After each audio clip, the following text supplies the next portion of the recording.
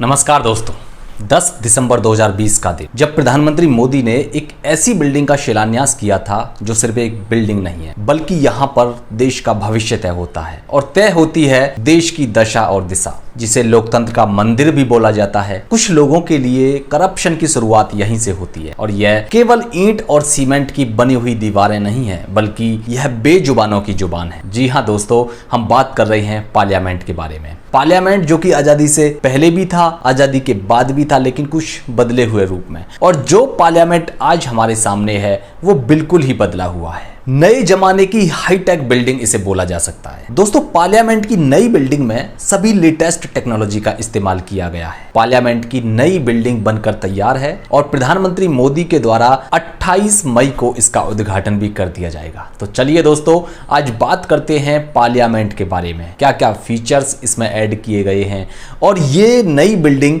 कितनी एडवांस है। तो वीडियो को एंड तक जरूर देखिएगा। वीडियो अच्छी लगे तो लाइक कर दीजिए और चैनल को कर लीजिएगा सब्सक्राइब।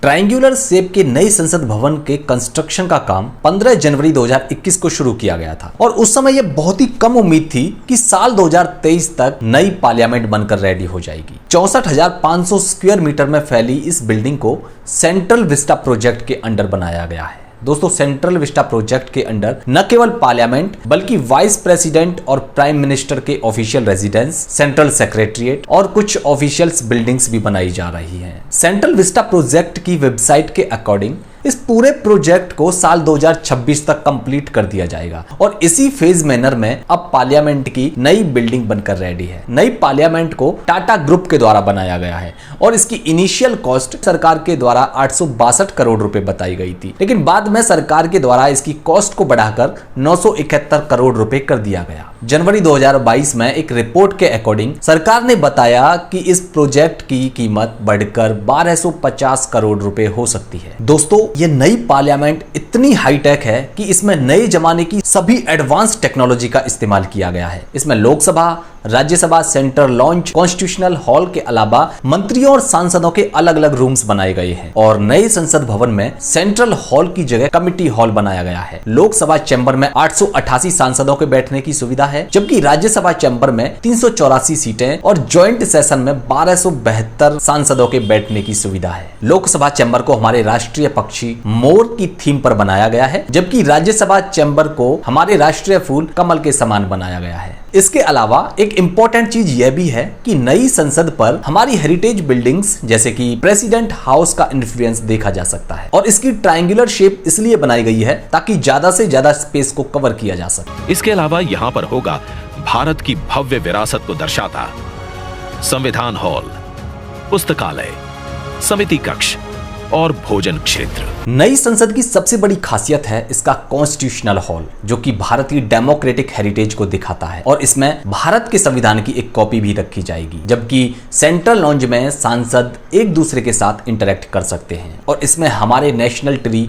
बरगद का पेड़ भी लगाया गया है। नई संसद में लेटेस्ट टेक्नोलॉजी के साथ अल्ट्रा मॉडर्न ऑफिस बनाई गई है जो कि हाईली सिक्योर है और कमिटी रूम्स के साथ ही पूरी बिल्डिंग को लेटेस्ट ऑडियो वीडियो सिस्टम से लैस किया गया है और सभी सीटों को लेटेस्ट इलेक्ट्रॉनिक सिस्टम जैसे कि टच स्क्रीन से इक्विप्ड किया गया है। लोकसभा और राज्यसभा हॉल होंगे हाई क्वालिटी ऑडियो वीडियो और हर एक डेस्क इलेक्ट्रॉनिक गैजेट से लैस। नई बिल्डिंग में सिक्योरिटी का भी पूरा ध्यान रखा गया है, जैसे कि अब नई पार्लियामेंट Z+ सिक्योरिटी से लैस होगी। चूंकि भारत ग्रीन एनर्जी को बढ़ावा दे रहा है तो नई संसद भी इको फ्रेंडली है। यह platinum rated green building 30% energy consumption को कम करती है। इसके अलावा दिल्ली फिलहाल सिस्मिक जोन 4 में पड़ती है, तो इस बिल्डिंग को सिस्मिक जोन 5 के नॉर्म्स के अकॉर्डिंग बनाया गया है ताकि किसी भी प्रकार के भूकंप से बिल्डिंग को कोई नुकसान ना हो और पूरी बिल्डिंग को दिव्यांग फ्रेंडली भी बनाया गया है ताकि दिव्यांग लोग पूरी बिल्डिंग में कहीं भी बिना किसी परेशानी के आ जा सके। इसमें 3 मेन गेट बनाए गए हैं जिनके नाम हैं ज्ञान द्वार, शक्ति द्वार और कर्म द्वार। पार्लियामेंट में वीआईपीज और सांसदों की अलग से एंट्री होगी, जबकि विजिटर्स के लिए अलग एंट्री की व्यवस्था की गई है। इसके अलावा संसद भवन में महात्मा गांधी, सुभाष चंद्र बोस और भारत के प्रधानमंत्रियों की तस्वीरें भी लगाई जाएंगी और बताया जा रहा है कि कोणार्क के सूर्य मंदिर का एक मॉडल भी संसद भवन में बनाया जाएगा। नई बिल्डिंग में रेन वाटर हार्वेस्टिंग सिस्टम और वाटर रिसाइकलिंग सिस्टम का भी फीचर ऐड किया गया है ताकि वाटर कंजर्वेशन को बढ़ावा दिया जा सके। अब एक सवाल यह उठता है कि क्या पुरानी बिल्डिंग को नष्ट कर दिया जाएगा? तो ऐसा नहीं है। पार्लियामेंट की पुरानी बिल्डिंग का भी इस्तेमाल होता रहेगा और इसे लोकतंत्र की विरासत के तौर पर सहेज कर रखा जाएगा। इसके अलावा एक सवाल यह भी उठता है कि जब पहले से ही हमारे पास में पार्लियामेंट है तो नई बिल्डिंग बनाने की क्या जरूरत? तो देखिए, पुरानी पार्लियामेंट की बिल्डिंग को साल 1927 में बनाया गया था और यह फिलहाल की जरूरतों को फुलफिल नहीं कर पा रही थी।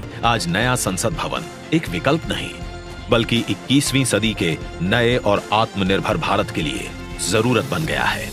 इसके अलावा साल 2026 में लोकसभा और राज्यसभा में सांसदों की संख्या भी बढ़ाने की पॉसिबिलिटी है। तो मौजूदा पार्लियामेंट में इतना सीटिंग स्पेस नहीं है कि सभी सांसदों को यहाँ पर बिठाया जा सके। क्योंकि फिलहाल टेक्नोलॉजी बहुत एडवांस हो गई है, लेकिन पुरानी बिल्डिंग में लेटेस्ट टेक्नोलॉजी की कमी थी और पुरानी बिल्डिंग में फायर सेफ्टी एक मेजर कंसर्न था, क्योंकि इसे आज के फायर नॉर्म्स के अकॉर्डिंग डिजाइन नहीं किया गया है। इसके अलावा water supply lines, sewer lines, air conditioning system, CCTV, audio video system सभी वेल फंक्शनिंग नहीं थे। और पुरानी पार्लियामेंट बिल्डिंग उस समय बनाई गई थी जब दिल्ली सिस्मिक जोन 2 में पड़ती थी, लेकिन फिलहाल दिल्ली सिस्मिक जोन 4 में आती है, इसलिए भूकंप का भी एक बड़ा खतरा था। और अब प्रेजेंट स्टैंडर्ड्स को ध्यान में रखकर नई बिल्डिंग बनकर तैयार है, जिसे प्रधानमंत्री मोदी के द्वारा 28 मई को उद्घाटन भी कर दिया जाएगा। तो वीडियो कैसी लगी आपको नीचे कमेंट सेक्शन में बताइएगा। वीडियो अच्छी लगी तो लाइक कर दीजिए, चैनल को सब्सक्राइब कर दीजिए। मिलते हैं नेक्स्ट वीडियो में, तब तक के लिए थैंक यू, जय हिंद।